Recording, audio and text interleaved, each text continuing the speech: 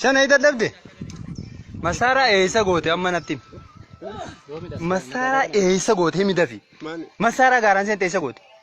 Sinna qabu didde amma. Itti tokko naa kenna yoo gandi kun waan tokko keessa jira jedhan itti tokko naa bahu. Amma himtamoo hin himtu.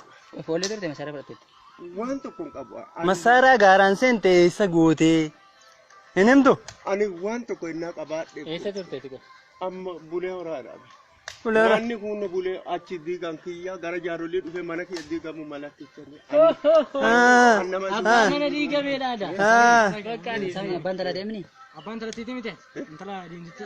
Haati manaa kee bulee horaan jirtu. Maaraam hin jirtu. Mucaashee dhiigatee qabne. Shane maqaan kee eenyuuti? Guyyee ala kee. Guyyee. Maasi barbaadaa turte ni bulee. Guyyee.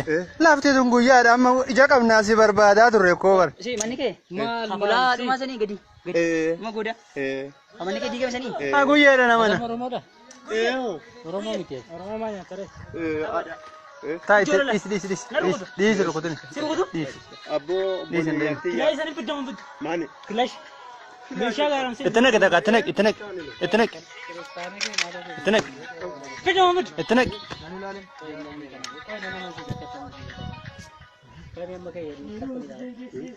Yoo diddinas asirra lafarra si gungashee si kakkaata. Ala xiyyitti itti naqi kana.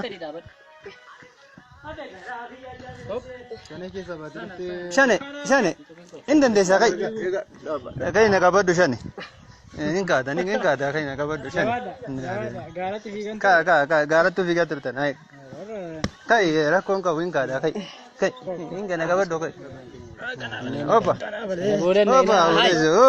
Ajo shane jajjaboo kufin. Waa laal takka lafa godhi. Laal.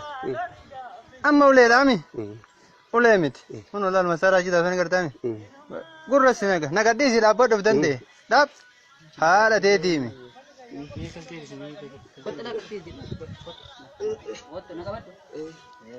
Shanii haadha keetii himi. Asin nu burjaajeessaa tureeti asii kun shanii haa. Warri baay'ee dhufe. Warri baay'ee fiigaan haa dhufe shanii. Gadi keessa kana.